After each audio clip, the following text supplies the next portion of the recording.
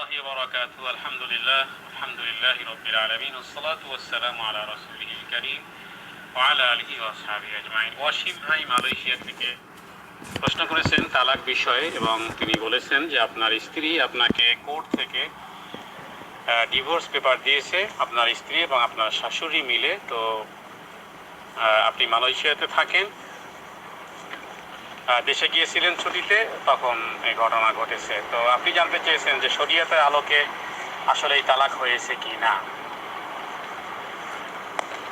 ওয়াল-জাওয়াবু বিল্লাহি তাওফীক। সম্মানিত ওয়াসিম ভাই, কোরআনুল কারিমে আল্লাহ তাআলা তালাক দেওয়ার ব্যাপারটি স্বতন্ত্রভাবে আল্লাহ তাআলা পুরুষকে প্রদান করেছেন।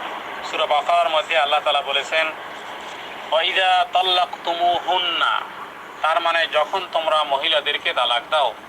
অন্যত্র বলা হয়েছে ওয়াইযা তাল্লাকতুমুন নিসা, নিসা মানে মহিলা, যখন তোমরা নারীদেরকে তালাক দাও। তাহলে এই ক্ষেত্রে তালাকের একক দায়িত্ব আল্লাহ সুবহানাহু ওয়া তাআলা শুধুমাত্র পুরুষের হাতেই ন্যস্ত করেছেন।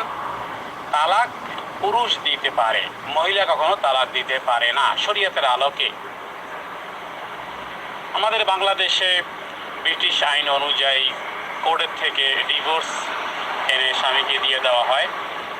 এটা দেশীয় একটি আইন, যার প্রণয়ন করেছে যারা ব্রিটিশ তারা করেছে, অথবা সেই আইনকে আমাদের দেশের কনস্টিটিউশনে, সংবিধানে এভাবেই রাখা হয়েছে। কিন্তু শরীয়তের আলোকে, কোরআন এবং হাদিসের আলোকে তালাক দেওয়ার মালিক হলো শুধুমাত্র স্বামী।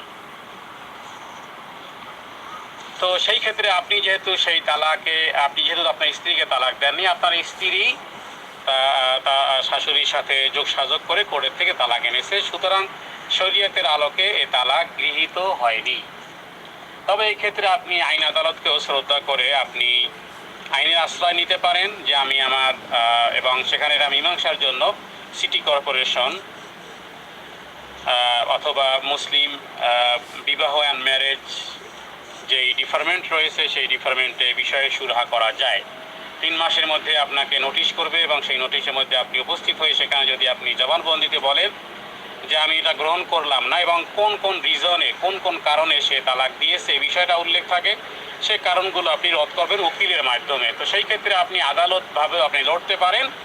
আর শরীয়তের আলোকের প্রশ্নের উত্তর হলো যে এ তালাক গৃহীত হয়নি যতক্ষণ পর্যন্ত আপনি তালাক দিবেন, এবং যতক্ষণ পর্যন্ত আপনি স্বইচ্ছায় তালাক না দিবেন ততক্ষণ পর্যন্ত আপনার স্ত্রী অন্য কারোর জন্য বিবাহ বৈধ হবে না।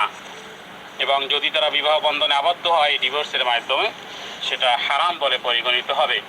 তবে হ্যাঁ, ইসলাম তার রাস্তাকে বন্ধ করেনি। কোনো মহিলা যদি স্বামীর অত্যাচারে অথবা এই জাতীয় কোনো বিষয় হয়, তখন তিনি তালাকের আশ্রয় গ্রহণ করতে পারেন। সেখানে সালিসির মাধ্যমে অথবা যে তালাককে হিলা তালাক বা যেটাকে সাধারণত আমাদের ভাষায় আমরা বলতে পারি যে